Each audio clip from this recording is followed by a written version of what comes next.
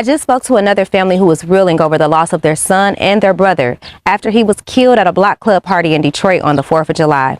They tell me this young man was destined for nothing but greatness.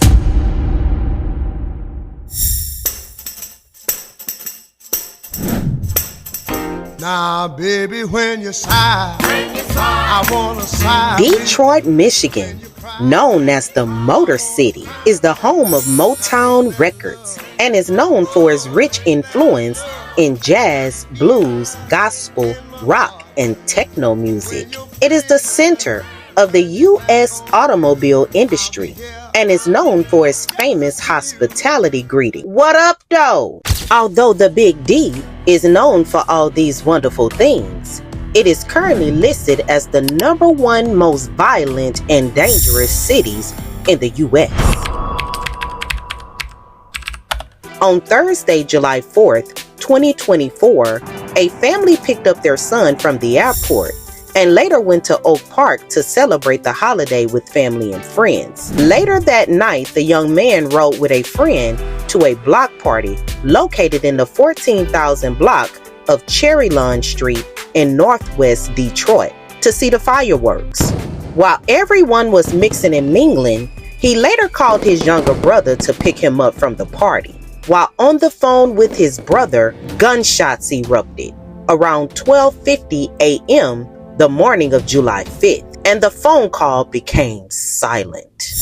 As the younger brother rushed to approach the scene, he would find his brother, 23-year-old Jordan Thornhill, tragically murdered in the middle of the street. And his story deserves to be written and told. Welcome to Crime She Wrote.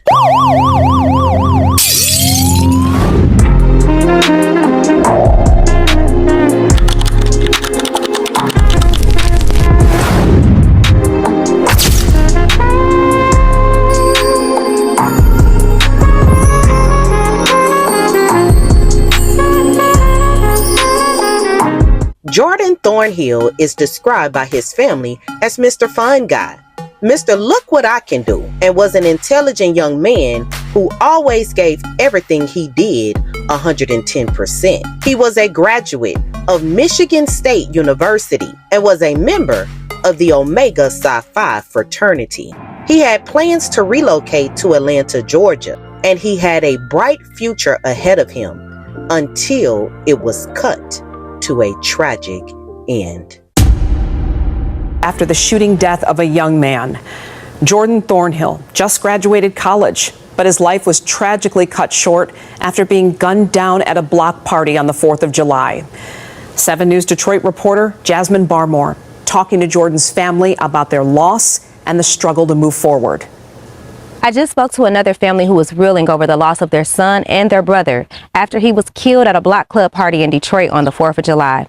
They tell me this young man was destined for nothing but greatness. His family spoke out in an interview with WXYZ TV Detroit, and this is what they had to say about their son and their brother's tragic death. One thing I can say is this shooting that happens, it has to stop at some point because we're just killing each other.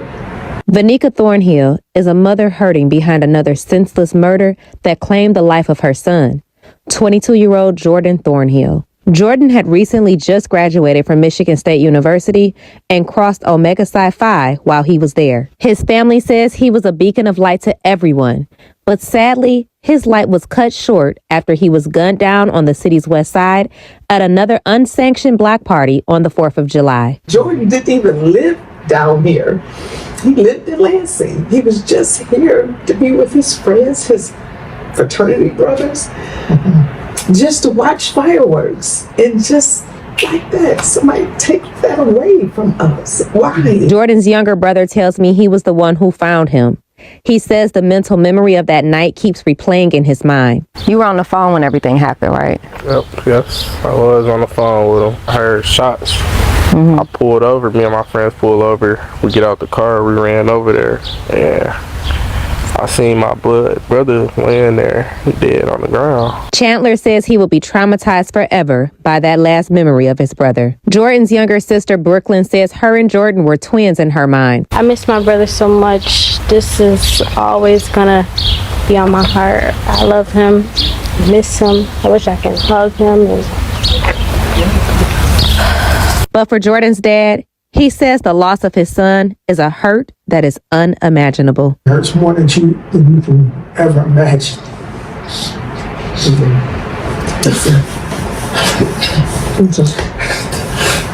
Now, the family tells me a candlelight visual for Jordan is planned for Friday night at Michigan State University.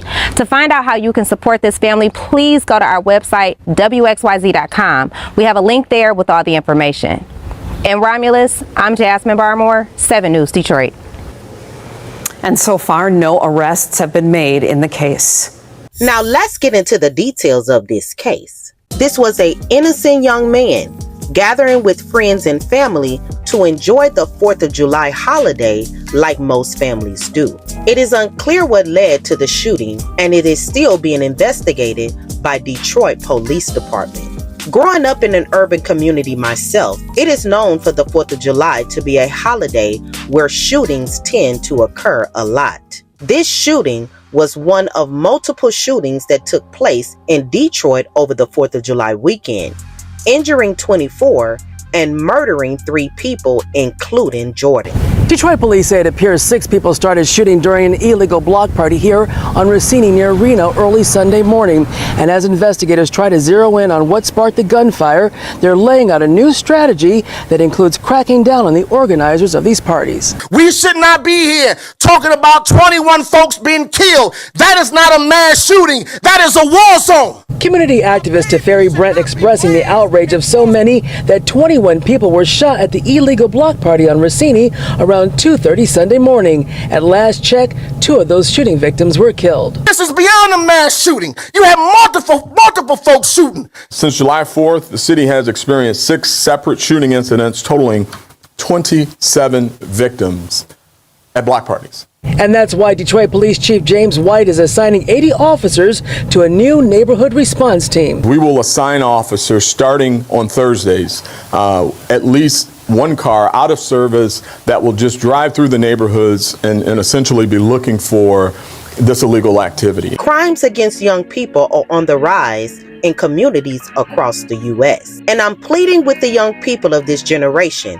to please put the guns down. Jordan did not deserve for his life to end this way, and I pray that his family gets the justice that they deserve.